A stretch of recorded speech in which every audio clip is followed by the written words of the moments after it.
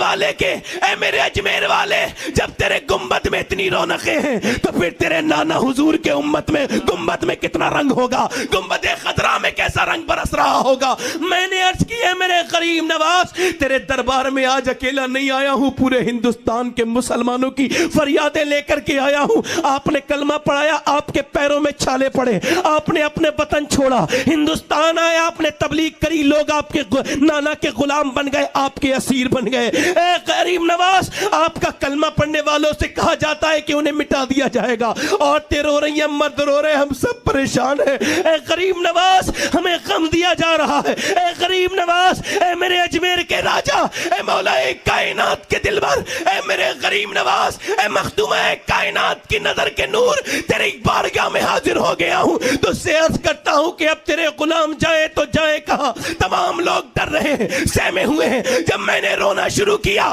آواز غریب نواز کی آواز آئی، تمہیں کوئی نہیں مٹا سکتا، نہ کوئی اکھاڑ سکتا ہے۔ میں نے کہا وہ مٹا دیں گے، ان کے پاس طاقت بھی ہے، دولت بھی ہے، شہرت بھی ہے، پیسہ بھی ہے، کہا نہیں مٹا سکتے، ان کے پاس پاور ہے، مگر تمہارے پاس غریب نواز ہے۔ میں نے کہا سرکار وہ مٹانے کی کوششیں کر رہے ہیں۔ کہا پیچھے چلا جا۔ میں نے کہا تھوڑا پیچھے، کتنا پیچھے؟ کہا پیچھے چلا جا۔ ماضی میں چلا گیا، اتہاس میں 100 سال پیچھے، 200 سال پیچھے، 300 سال پیچھے، 400 سال پیچھے، 500 سال پیچھے، 600 سال پیچھے کھڑے ہو کے کہہ رہا ہوں، اے میرے غریب نواز، تاریخ میں ہسٹری میں کچھ بھی نہیں ملا۔ کہا اور پیچھے آ۔ جب میں 750 سال پیچھے آیا تقریباً، تو کیا کچھ ملا؟ میں نے کہا کیا؟ میں نے کہا اونٹ بیٹھے ہیں پرتھوی راج کے اور آپ نے بٹھا لے ہیں، اس کے فوجی اکھاڑنا چاہتے ہیں، اکھاڑنا چاہ رہے ہیں، مگر بولے اکھاڑ پا رہے ہیں؟ کہا نہیں اکھاڑ پا رہے ہیں۔ کہا کچھ سمجھا؟ میں نے کہا نہیں سمجھا۔ کہا تو بھی سمجھ اور پوری دنیا کو سمجھا دے، جب یہ میرے بٹھا لے ہوئے اونٹ نہیں اکھاڑ سکے تو میرے بسائے ہوئے مسلمانوں کو کیا خاک اکھاڑیں گے؟